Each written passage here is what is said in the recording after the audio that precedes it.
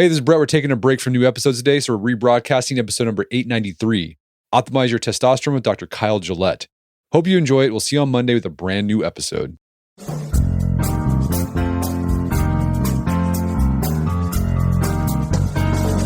Brett McKay here, and welcome to another edition of the Art of Manliness podcast. When men think about optimizing their hormones, they tend only to think about raising their testosterone. But while increasing T can be important, an ideal health profile also means having testosterone that's in balance with your other hormones as well. Today on the show, Dr. Kyle Gillett joins me to discuss both of those prongs of all-around hormone optimization. We start with a quick overview of the different hormones that affect male health. We then get into what qualifies as low testosterone and how to accurately test yours. We also discuss what causes low testosterone in individual men and how its decline in the general male population may be linked to both birth control and the world wars. In the second half of our conversation, we discuss how to both raise testosterone and get rid of excess estrogen, including the use of some effective supplements you may never heard of. We then get into the risks and benefits of taking TRT, before ending our discussion with what young men can do to prepare for a lifetime of optimal T and hormonal health. After the show's over, check out our show notes at awim.is/optimalT.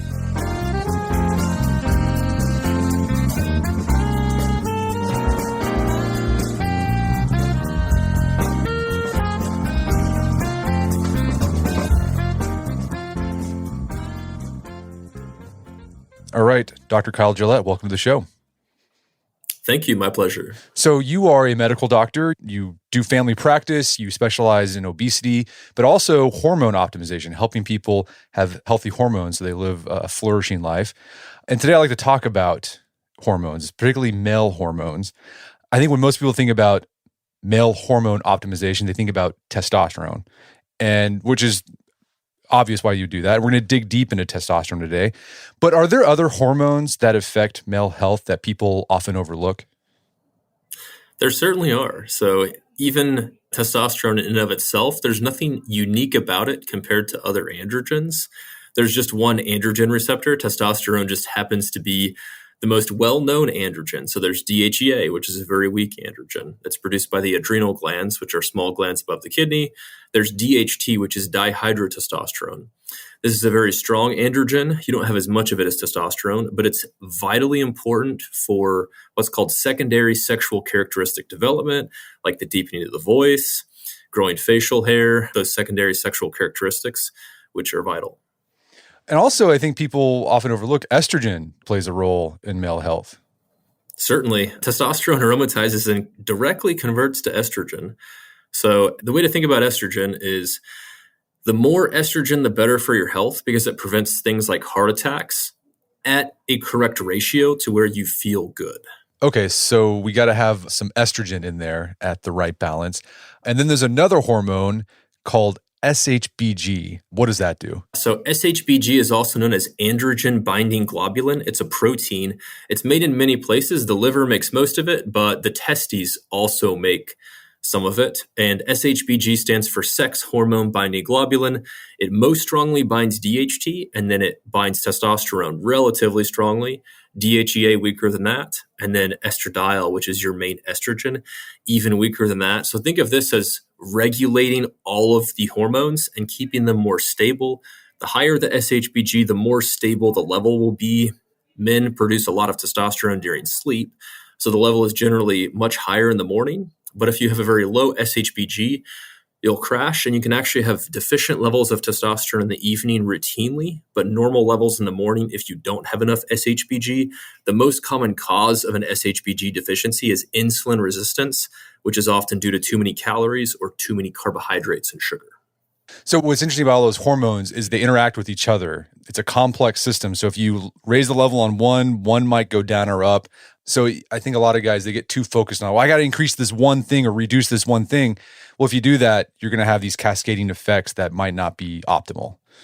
Correct. I actually heard an advertisement from a TRT clinic this morning, and it said, new study shows that men with low testosterone are more prone to cardiovascular disease and early death and diseases of aging.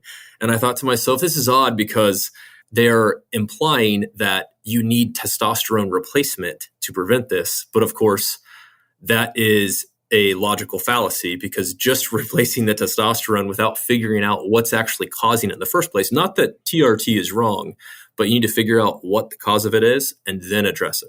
Okay. And I hope we can talk about TRT, because I know a lot of guys are thinking about doing it, or maybe they are doing it and they might have questions about that.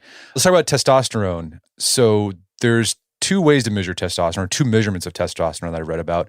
One is total testosterone and free testosterone. So first, what's the difference between the two? And as a clinician, is there a particular number you focus on? Yeah. So total testosterone is the total amount of testosterone, whether it's bound or unbound.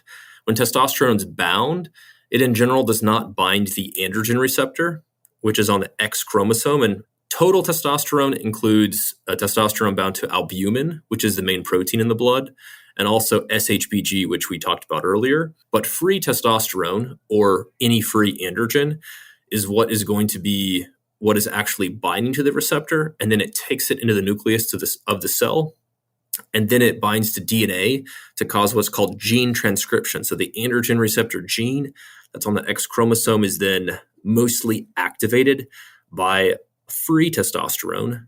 Oddly enough, sometimes I make the analogy of plumbing. So you have a pipe, that's your bloodstream that takes testosterone everywhere, and then you have different types of cells. For example, a muscle cell or a brain cell or a germ cell in the testicle, or a somatic cell in the testicle, which we don't have to get into. But anyway, the free testosterone level can be very different in the bloodstream, which is where we measure it on a blood test, versus inside the cell. So it is possible to have symptoms of low testosterone because you don't have enough androgen in the cell, but have a normal level in the blood. It's rare, but it's possible. And the opposite is possible, to have a low level in the blood, but still have enough inside the cell that's free to be causing normal gene transcription.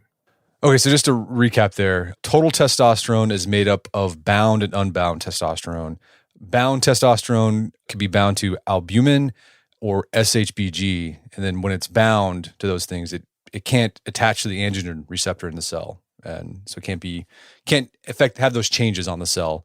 Free testosterone or unbound testosterone is free testosterone. So as a clinician, when you do a blood test on a patient, like what number is more important to you? Like which one are you going to be focusing on more? Is it the free or the total? I think both are equally important. For athletic purposes, for muscle building purposes, usually that's more correlated with free testosterone level. However, symptoms and how you feel is usually correlated more with total. Insurance companies and academic societies usually put more weight into total testosterone, partly because free testosterones are often measured inaccurately. So often it's more accurate to calculate your free testosterone using your total testosterone and your SHBG, and then you estimate what your free testosterone is. Some societies say low testosterone is often best treated if you have symptoms, and then 2, also have a testosterone below about 400. That's what the urologists say. Most other societies go by 300, and I tend to agree with the level of 400 with a caveat if you have significant symptoms, and with a second caveat if you cannot improve that naturally in any way after identifying the root cause. Okay, I want to dig more into diagnosing low testosterone, because there's lots of commercials out there. You just mentioned one, or these businesses popping up where you can just go in, get a blood test, and like, hey, you got low T, here's testosterone, and maybe they don't. So you mentioned 2 things you look at to diagnose low testosterone. You're going to do blood work, and if it's below 400, coupled with if the patient is reporting symptoms of low testosterone. We'll talk about the symptoms of low testosterone here in a bit. But let's talk about blood work. I think a lot of guys out there, they think it's a panacea. If you just take a test, you take the test and it says, oh, well, your T is at 400. They're like, well, I got low T. Why isn't one blood test alone sufficient to diagnose low testosterone? Yeah. In general, testosterone levels can have what's called outliers. It's the statistical phenomenon, but it's especially true of testosterone, where you could check it one time and your testosterone that morning could be low because the last 2 nights you've had poor sleep and poor diet and other lifestyle factors. Males that are generally seeking a TRT prescription know this very well, because there's various things that you can do to artificially make your testosterone level look low that morning. So in general, the recommendation is to recheck it 2 to 3 times after, a good night of sleep and normal diet and whatever you're doing normally, not after you've dieted down to 7% body fat to do an ultra marathon or bodybuilding show. Then your testosterone is certainly going to be low. But when you're at a healthy body fat and there's not an artificial something else that is going to make your testosterone look low. There's a runner, his name is Nick Bear, and he also is doing a bodybuilding show. And I saw that he got his total testosterone checked, and he's a healthy guy. I'm not sure what his baseline testosterone is. And his total testosterone was right at 100 before his bodybuilding show. So that was obviously secondary to the caloric deficit. That wouldn't necessarily count as a testosterone reading that you could put stock in assessing TRT or not. But for most people, they probably won't be in a scenario like that. But it is important to get at least 2 readings. If you've been sick before, then maybe just postpone the blood test by a week. That way you get an accurate reading. Let's move on to the symptoms. So you do the blood test. What symptoms are you looking for to diagnose low testosterone? Yeah, could be through any system. So it could be anything from depression, anxiety to low libido is certainly classic. Low muscle mass is not really one that we look for. Testosterone levels that are naturally produced are not as correlated as people would think with body composition and muscle mass and athletic performance. So it's not uncommon to see a pretty high level athlete have a total testosterone of, let's say 450. And let's say someone that has very low muscle mass and maybe even 22% body fat to have a total testosterone of 1,000.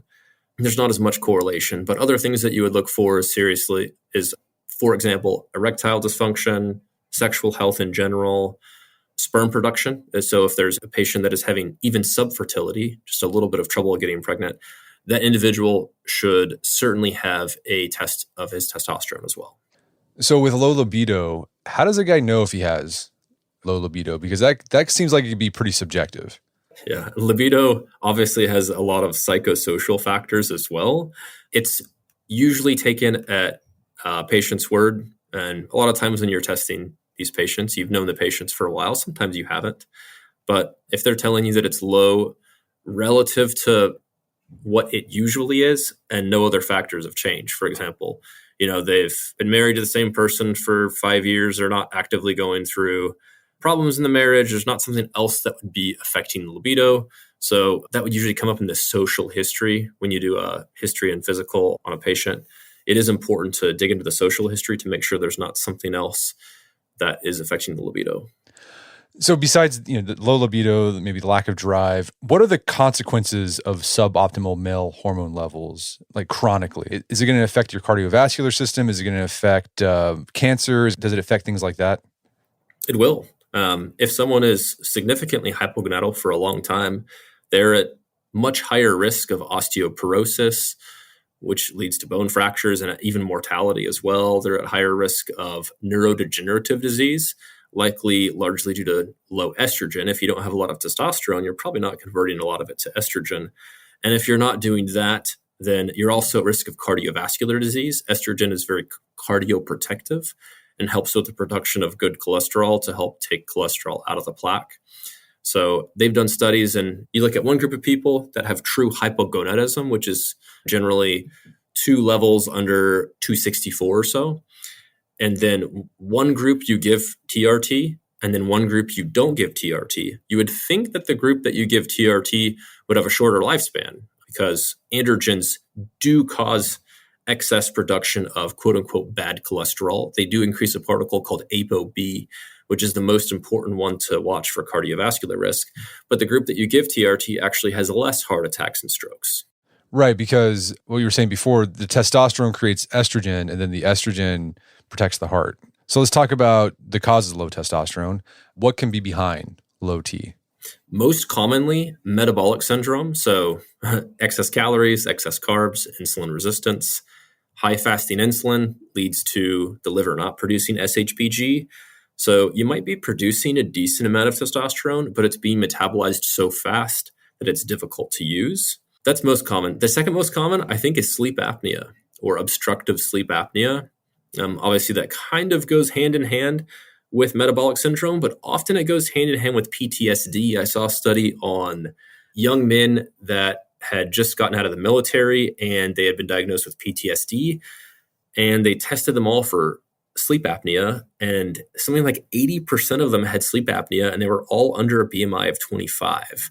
So there's certainly a lot of stress component as well. The limbic system includes places like the hypothalamus and the amygdala, and downstream to that is the hippocampus and the amygdala. Downstream of those is the hypothalamus, and that's some of the places of the brain that are involved in sleep regulation and breathing. So the theory is that apneic episodes don't just come from having a huge neck and excess body fat, but there are other factors like trauma at play. And when you have a patient with severe sleep apnea, they have a score called a AHI score. And if that score is very high, like 100 or 200, you almost always see deficient testosterone levels. Okay, so having metabolic syndrome, being overweight, sleep apnea, any other causes of low testosterone? Yeah, so theoretically, xenoestrogens could be a cause of low testosterone. These are things like phthalates. These are also things like bisphenol A, also known as BPA. You might see BPA-free on water bottles from time to time. These do bind various estrogen receptors and are likely suppressive. By suppressive, I just mean they shut down the production of the hormones that lead to testosterone production to some degree. Heat damage is also kind of an honorable mention. Some people might be familiar with what varicose veins are. Varicocele is where there's varicose veins in the scrotum. And some people with varicocele can have venous cooling very well. The testes want to be about 91 to 92 degrees, where the body is 98.6 degrees. So if you can't keep your testes at 91 or 92, then you're going to have less testosterone production and less sperm production. And in the more severe cases, you'll have atrophy, which is shrinking, because think about them as factories. If you're not using the factory, they start to shut down. And besides these lifestyle factors, environmental factors, you could also have just an issue with your pituitary system, right? You might have a tumor or something in your pituitary gland that's dysregulating the release of hormones.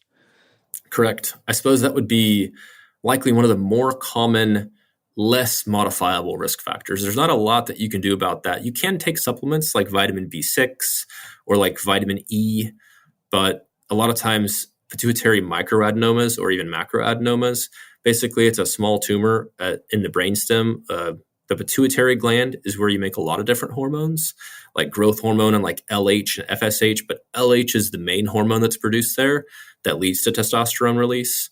So there's two different types of hypogonadism.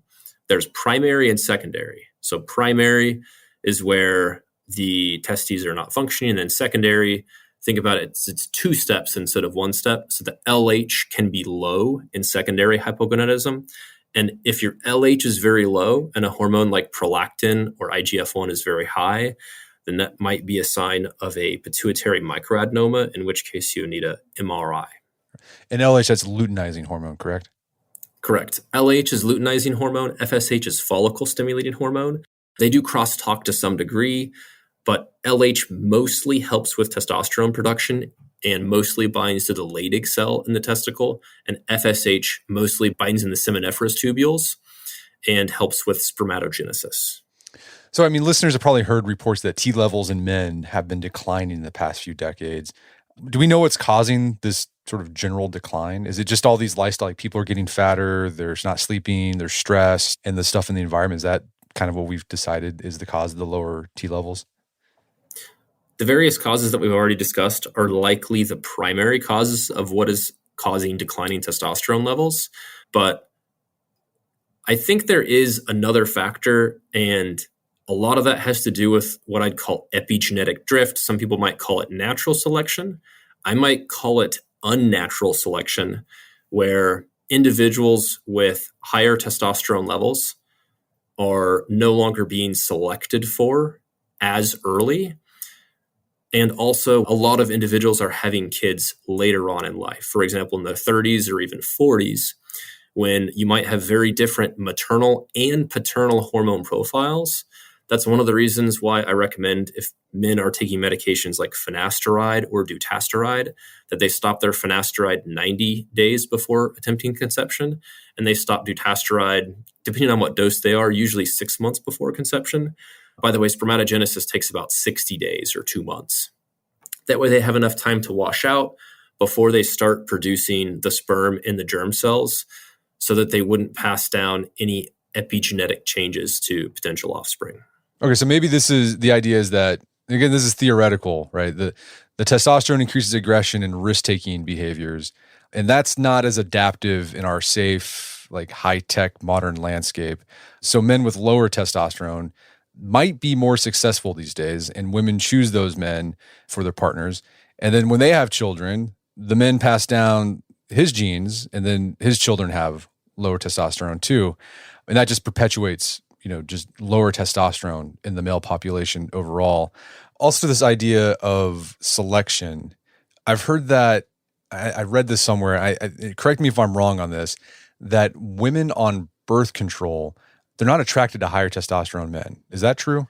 Yeah, that is one of the major players of what I would call unnatural selection. Another interesting unnatural selection, I suppose, if you look at, not very recently, but the world wars, certainly in World War I and World War II, or in the Korean War or Vietnam War, but especially wars that, even if a war has a draft, the individual that has higher testosterone and also more sensitive androgen receptors, so this is probably true throughout all of human history, and this obviously cannot be proven scientifically, but theoretically, that individual would be more likely to volunteer to go to the front line or to very risky positions. And if that male passes away at age 18 or age 19, then that is likely a fecundity rate of 0, so no offspring from that individual, and then you start to have genetic drift.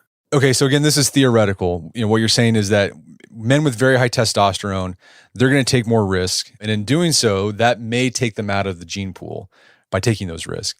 And there's more opportunity for that sort of risk-taking during big global conflicts like the world wars, right? More high T men die, they lose the chance to reproduce and pass on their genes. And then that just contributes to the declining testosterone in men in general. And that's going to have echoes through the generations. And on top of that, we just have we have selection factors going on in the mating market as well.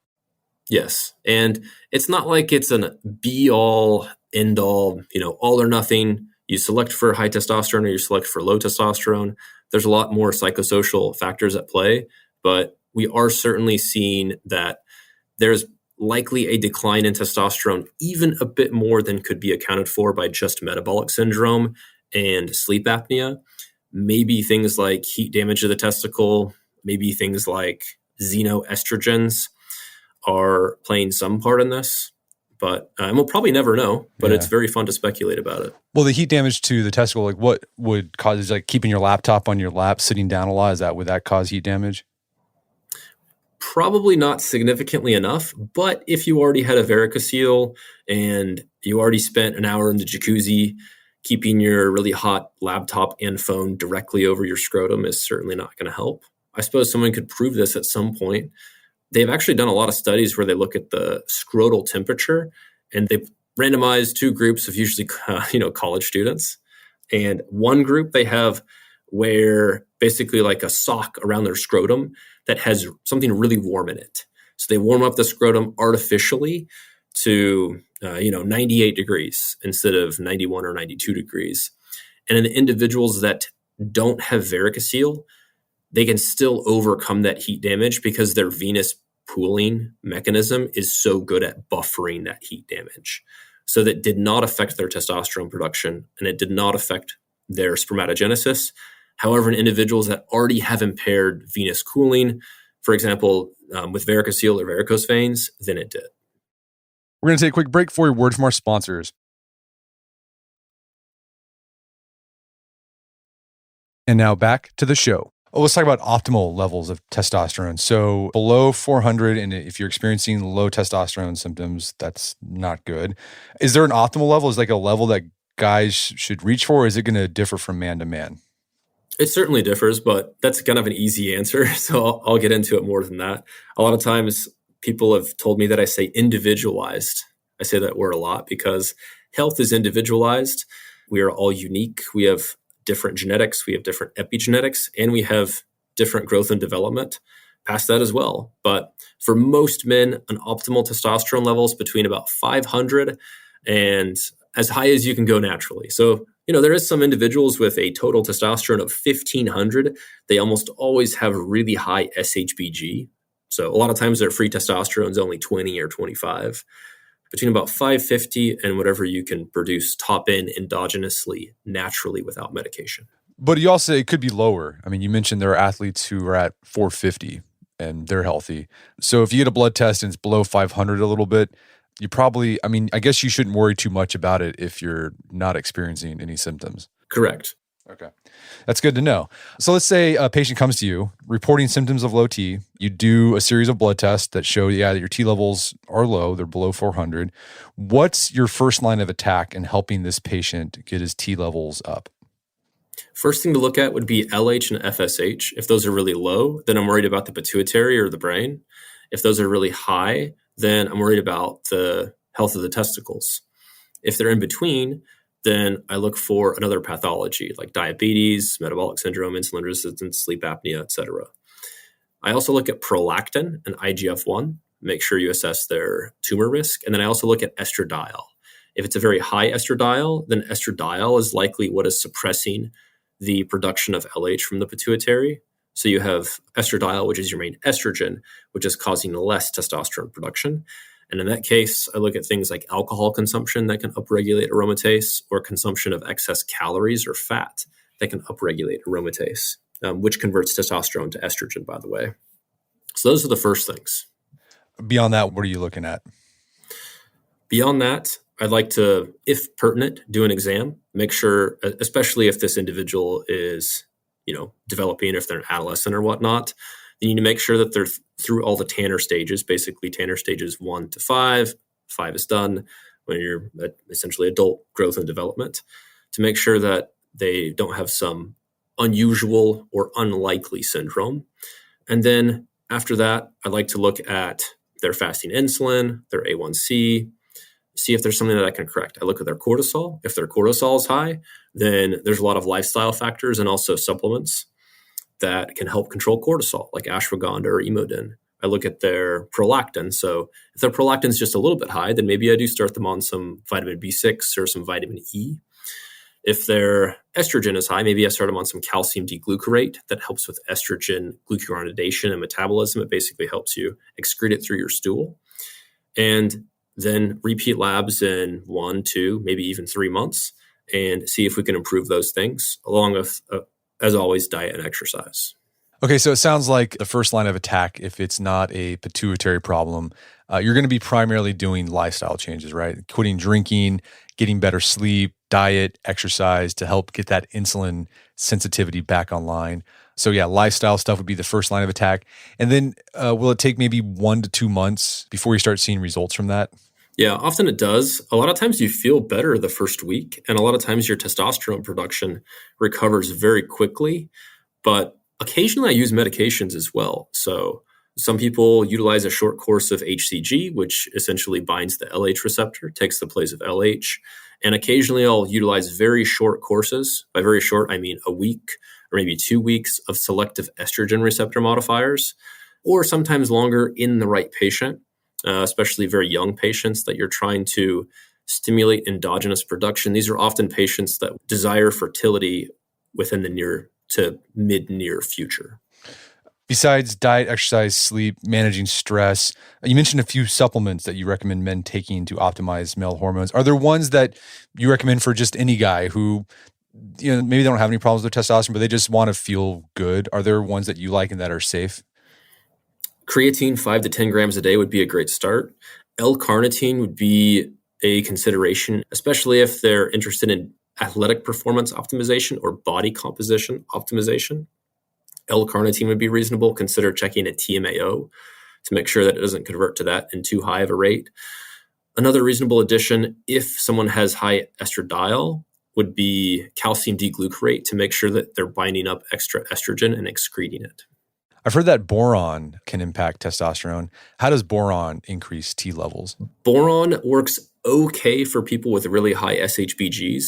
It increases free testosterone by decreasing SHBG. The effect wears off to some degree if you take boron for a very long period of time. If you have very low levels or you're insufficient or deficient in boron, it works extremely well. And a lot of people consume dates or raisins because they tend to be relatively high in boron. There's another something I've been hearing about lately, Tungat Ali, I think that's how you pronounce it. What's going on with that one? Tongkat Ali is also known as long jack. So Tongkat's active ingredients are uripeptides, one of which is uricomanone. And Tongkat is helpful because it upregulates a couple different enzymes in the steroidogenesis pathway. There's been plenty of human study on it with mixed results. And it looks like the cause of the mixed results is sometimes people have great activity of those enzymes. So that's not the rate-limiting step in testosterone production. So think of it as a signal. Think of your testicles as a factory. Tongkat is a signal to that factory to ramp up production. But if your factory is already operating at maximum capacity or it's limited by something else, then that's not going to improve your testosterone level. Tongkat works on very similar enzymes that are also upregulated by insulin and IGF-1. So in general, if you're in a caloric deficit or if you're trying to lose weight or body fat, Tongkat will work better. If you have a low fasting insulin or a lower end IGF-1, Tongkat will also likely work better. And I've seen this anecdotally as well. A couple of years ago, I remember ZMA was a big supplement that was pushed for increasing testosterone levels. Anything to that? ZMA is very reasonable to add if you have a low ALK phos. So if you look at your CMP, which is your metabolic panel, there will be an enzyme called alkaline phosphatase. Alkaline phosphatase, along with GGT, are two intracellular enzymes. And the lower these two are, the more likely you are to have insufficient levels of zinc and magnesium. That's why when I have input to various companies designing a supplement to optimize testosterone, I almost always put in zinc, magnesium, and vitamin D. You just want to make sure these aren't the rate limiting step. Think about trying to optimize your testosterone as like trying to get into a fraternity. You're not just, making best friends with one of the people and then just hoping that nobody else will blackball you. You want to make sure that you address each individual, because if you, let's say you forget your vitamin D and forget your zinc, you're deficient in zinc, you're deficient in vitamin D, those two things will hold you back. Once you start down this path of increasing your testosterone level, getting them optimized, is there any benefit to getting them higher? So let's say you started off at 400, you had low T symptoms, and then through lifestyle changes and maybe taking some supplements, you bump it up to like a 700. Are you going to get any more benefit from testosterone by getting it up to 800 or 900? Past about 600, there's little to no benefit other than bragging rights. At what point would you have a patient go on testosterone replacement therapy? At any point when the risks outweigh the benefits and they understand both the risks and the benefits in their own terms. So what are the risks of TRT? Yeah. One of the risks is it causes more fluid retention and swelling. One of the risks is if you hyperconvert to estrogen, estrogen will then bind to the liver and cause more SHBG and platelet production. And if your platelets go very high past a certain point, we know that people on oral estrogen, the blood clot risk is associated with how high their platelets and SHBG go. It's likely the same for TRT. So if you go on TRT and you go into a huge bulk and you start consuming a bunch of alcohol and your platelets skyrocket, then that is going to increase your blood clot risk. So TRT is not in and of itself going to improve health. It's just going to be a tool to help you achieve a lot of your goals. Another risk of testosterone is if people have heard of medications called statins, those work by decreasing the activity of an enzyme called HMG-CoA reductase. Any androgen, including testosterone, increases the activity of this enzyme.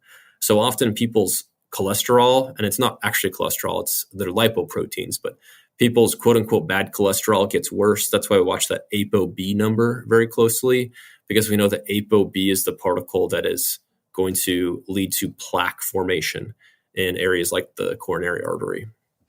And I guess the benefits of TRT is that you'll mitigate those symptoms of low testosterone. Correct. And there's, of course, other benefits as well, like the benefits of estrogen that we discussed earlier, being its cardioprotective benefit. And one of the main benefits of testosterone in a lot of individuals that I see start is they might have let's say they have an A1C of 5.7 or 5.8, which is technically pre-diabetes. you're very unlikely to get diabetes on testosterone compared to if you are not on TRT. So a lot of individuals, perhaps they're, I wouldn't say doomed, but very likely to get diabetes, and TRT can make a huge difference, especially when combined with other insulin sensitizing medications to prevent that. Do you keep people on TRT indefinitely? Is it like once you start, you keep doing it, or are there periods where you're like, well, we're going to take you off and see what happens, or how does that work? Most individuals are on indefinitely, but not everyone. Occasionally, there will be a patient that is profoundly hypogonadal, and the benefit of testosterone at that time is just huge.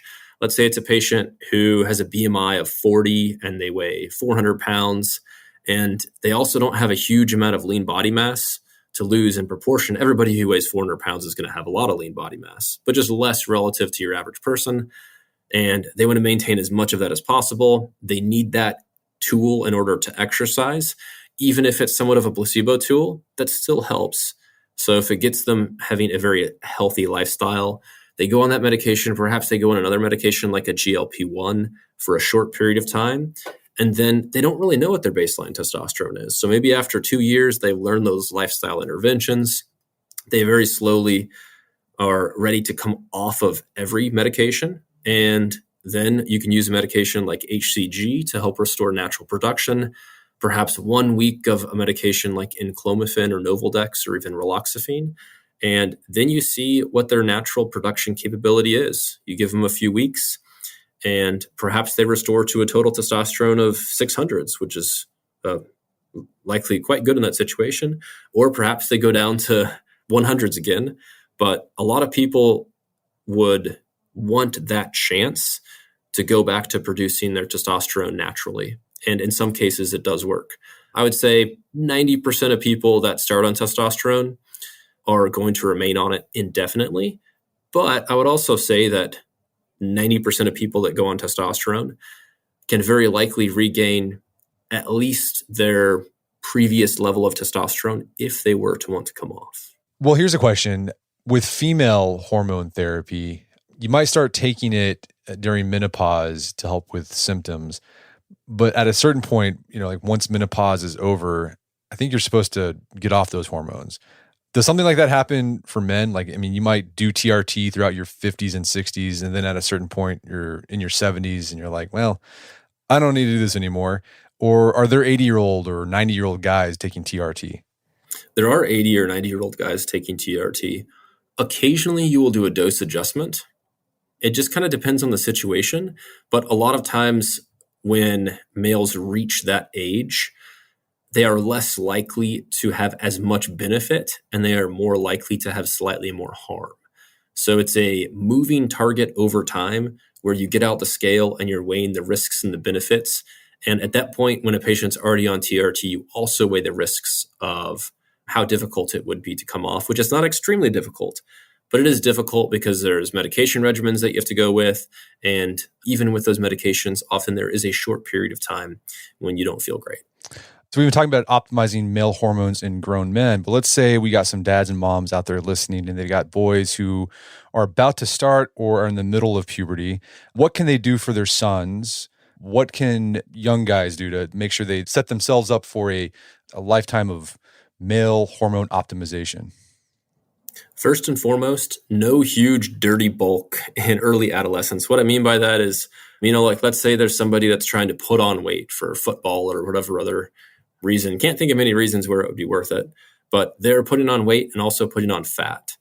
Adipose tissue adipose tissue is fat. That is going to increase the conversion to estrogen, and estrogen is going to close the growth plates of the bone. So that's going to prevent you from reaching full stature, both in height and other areas of your skeletal development as well. So that's a great initial recommendation. Thinking about gut health and fiber consumption is also very important.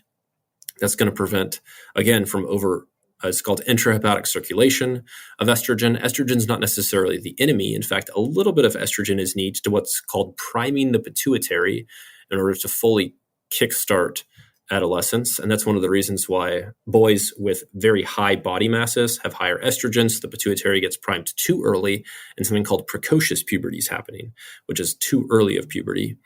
So that's another thing to consider. In addition to that, you want to have a reasonable balance between cardiovascular exercise and resistance training. You certainly want to do both because adolescence can be thought of as your free endogenous steroids, I'll say cycle just because people understand it, but your free endogenous steroid boost where you are going to be one, super sensitive to all the androgens that are released. Probably most people remember puberty. And you will also be having a lot of androgen around, regardless of what you do, even if your health hasn't been great. So when that endogenous steroid burst happens, that is the perfect time to take advantage of those lifestyle tools to build up very high bone mineral density and very high lean body mass without putting on excess body fat. I imagine young people getting plenty of sleep is important too. Yes, extremely important. And that might be one of the most common causes of suboptimal hormone profiles in adolescence. What about supplementation? Is supplementation something you encourage in young people to optimize their hormones, or you just focus on the diet and exercise? With the oversight of a doctor, I do encourage supplementation if it makes sense. For example, let's say there's a young person and they get a stool test and the beta-glucuronidase enzyme is very high. We know that that individual is just recycling their estrogen over and over again. That makes something like a calcium D-glucarate, or with the oversight of the doctor, maybe even a very low dose of an aromatase inhibitor, a very reasonable addition. And then if you get blood tests, you can actually check the hormones to make sure that they're increasing at the correct rates, that your DHT is optimal, your testosterone is optimal, your estradiol is optimal, your IGF-1 is optimal. And then you can tweak with supplements. Supplements are just like medications. They have pharmacologic effects, so they have an effect on the body, and the body metabolizes them. So things like creatine can be very reasonable. Creatine does not affect the development of the kidneys. I did a podcast with my good friend James O'Hara recently. We get a lot of questions from pediatricians because the AAP, which is a society of pediatricians, still recommends no creatine supplementation whatsoever up to the age of 18. So not even a 17-year-old. So I just kind of thought that was, and it's been 15 years, so they're going to update their recommendation within the next couple of years whenever they have a joint meeting. But that's definitely a vestige of times past when we thought that creatine was harmful to healthy kidneys. You just check a cystatin C because creatine makes your creatinine blood marker look abnormally high, falsely high. So creatine can make sense in a lot of kids as well. And then if there is a kid that has really low insulin and IGF-1, sometimes Tomcat makes sense in that individual. And then in some kids that do have optimal hormone profiles, let's say there's an athlete and he's developing or she's developing and they have very high testosterone, very high IGF-1, that's great. You know that myostatin levels are going to be really high after you have that burst of androgen during adolescence. Myostatin is going to stop the muscle from developing and cause you to start putting more fat into the tissue. I think that myostatin inhibitors, weak ones like fortotropin, which comes from fertilized egg yolks, or epicatechin. Cocovia is a good source of epicatechins. Different cocoa powders have a lot of epicatechins. Green tea has EGCG, which is another epicatechin. Basically, those take down the levels of myostatin. Those are also very reasonable to take for the right patient. What about, should parents be sweating about xenestrogens in their kids? Like, make sure they get certain types of deodorants or cosmetic products and avoiding plastics? Bisphenol A and phthalates, yes.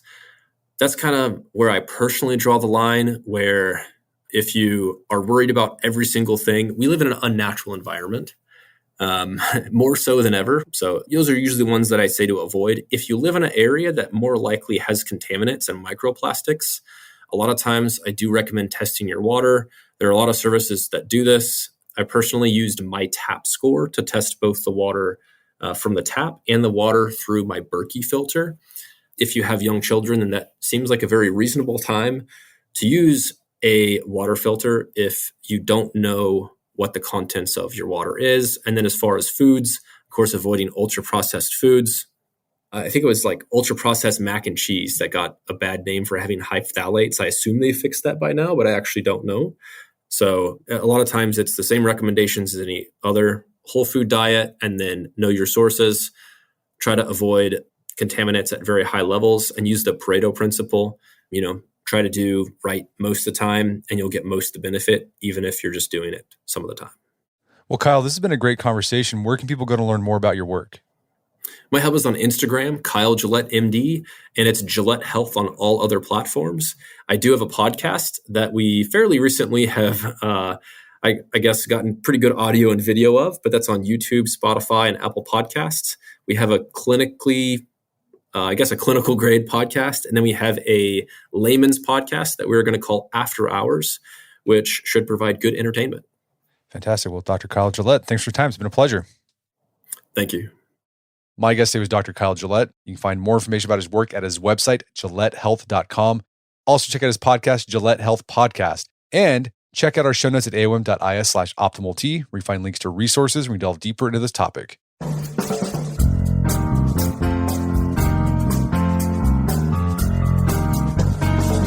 Well, that wraps up another edition of the AOM podcast. Make sure to check out our website at artofmanliness.com, where you can find our podcast archives, as well as thousands of articles that we've written over the years about pretty much anything you think of. And if you'd like to enjoy ad-free episodes of the AOM podcast, you can do so on Stitcher Premium. Head over to stitcherpremium.com, sign up, use code Manliness at checkout for a free month trial. Once you're signed up, download the Stitcher app on Android or iOS, and you can start enjoying ad-free episodes of the AOM podcast. And if you haven't done so already, I'd appreciate if you take 1 minute to give us a review on Apple Podcasts or Spotify. It helps out a lot. If you've done that already, thank you. Please consider sharing the show with a friend or family member who you think would get something out of it. As always, thank you for the continued support. Until next time, it's Brett McKay, reminding you to not only listen to the AOM podcast, but put what you've heard into action.